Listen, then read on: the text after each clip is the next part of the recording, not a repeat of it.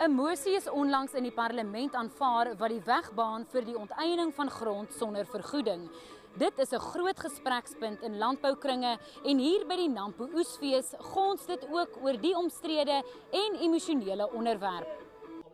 Dit is juis waarom die platform Nasie in Gesprek uiteenlopende rolspelers kry om die kwessie deur te trap. Ons moet hierdie gronddebat nou oplos. Dit gaan nie weggaan nie. Ons moet dit nou aanspreek. En ons moet dit so aanspreek dat dit sustainable vir ons 3 goed gee. Die een is voldoende, tweede veilige en die derde is bekostigbare voedsel gee. As ons dit reg kry, kry ons Suid-Afrika geplaas op 'n baie gevorderde pad teenoor ander ekonomieë. Maar 'n maatskappy wat hom op buitelandse beleggers toespits, sê die huidige onsekerheid doen juis die teenoorgestelde. So jy sit met hierdie dilemma op die oomblik waar mense eintlik hulle kapitaal in hulle sakke bære en gaan alternatiewe plekke soek om hulle kapitaal te belê.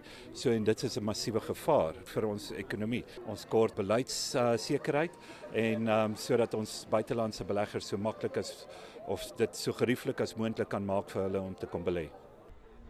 Die voormalige Zimbabwese minister van Finansies en boer, Simba Makoni, waarsku Suid-Afrika om nie te sloer nie. Solve the land issue quickly and do it in a manner that it doesn't come back again. You need courage, but you need decisiveness. Don't get carried away by emotions. It will create a basis for growing this economy and solving poverty problems among the majority of the people, but only if it is done properly. Makoni sê hy kan net hoop dat Suid-Afrika uit Zimbabwe se foute geleer het. Mia Spies, E-nuus, buite Botawil in die Vrystaat.